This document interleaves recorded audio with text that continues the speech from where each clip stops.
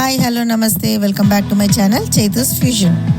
ఈ వీడియో ఎవరైనా first time చూసినట్టయితే సబ్స్క్రైబ్ బటన్ క్లిక్ చేసి పక్కనే ఉన్న బెల్ ఐకాన్ని క్లిక్ చేస్తే కొత్త వీడియో అప్లోడ్ చేయగానే మీకు నోటిఫికేషన్స్ వస్తుంది. ఈరోజు మన వీడియోలో క్విక్గా ఈజీగా అయిపోయే లంచ్ బాక్స్ రెసిపీ పుదీనా రైస్ ఎలా చేయాలో చూద్దామా. ఇది చాలా ఈజీ అండ్ లెస్ టైంలో అయిపోతుందండి. పుదీనా రైస్కి కావాల్సిన ఇంగ్రీడియంట్స్: హాఫ్ కప్ ఫ్రెష్ పుదీనా, half KG cooked rice, 1 spoon పసుపు,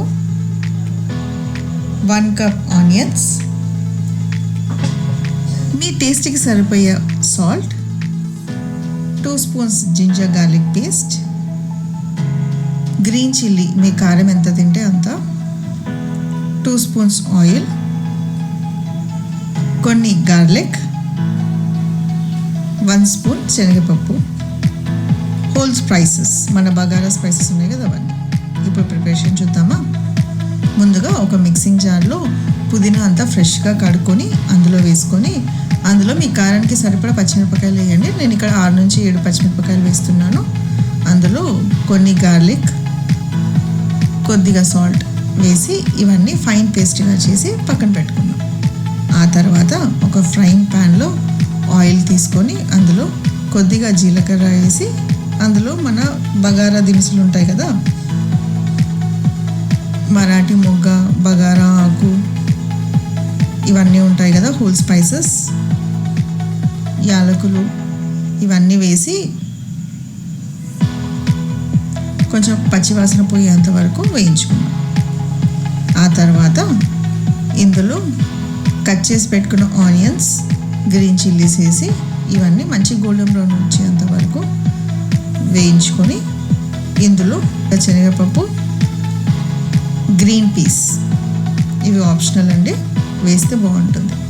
ఇవి కూడా వేసి ఇవన్నీ మంచిగా పచ్చివాసన పోయేంత వరకు వేయించుకున్నాం. 2 స్పూన్స్ జింజర్ గార్లిక్ పేస్ట్ వేసి ఇవన్నీ బాగా కలుపుకుందాం.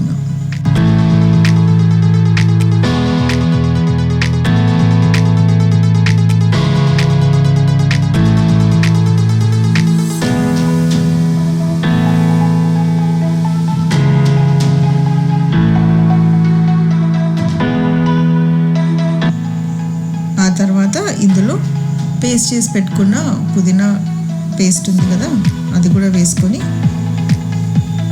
ఫ్రై చేసుకున్నాం.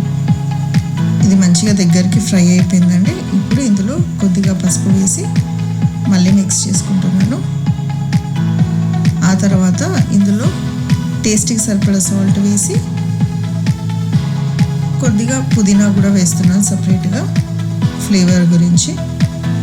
ఇవన్నీ వేసి పచ్చివాసన పోయేంత వరకు మగ్గనిచ్చి ఆ తర్వాత ఇందులో ఉడికించి పెట్టుకున్న రైస్ అంతా వేసి కలిపి ఒక 5 to 10 minutes లో ఫ్లేమ్లో ఇవన్నీ మిక్స్ అయ్యేలాగా కలుపుకొని లో ఫ్లేమ్లో కొంచెం ఉడికించుకున్నాం. ఆ తర్వాత వేడివేడిగా సర్వ్ చేసుకోవడమే. చూసారు కదా ఎంత ఈజీగా ఉందో. మీరు ట్రై చేస్తారు కదా, ట్రై చేసి నాకు కమెంట్స్లో చెప్పండి. ఈ వీడియో కనుక మీకు నచ్చినట్టయితే లైక్ చేసి మీ ఫ్యామిలీ అండ్ ఫ్రెండ్స్కి షేర్ చేయండి. మరి ఇంకొక కొత్త వెరైటీతో మీ ముందుకు వస్తాను. Until then thanks for watching. Bye.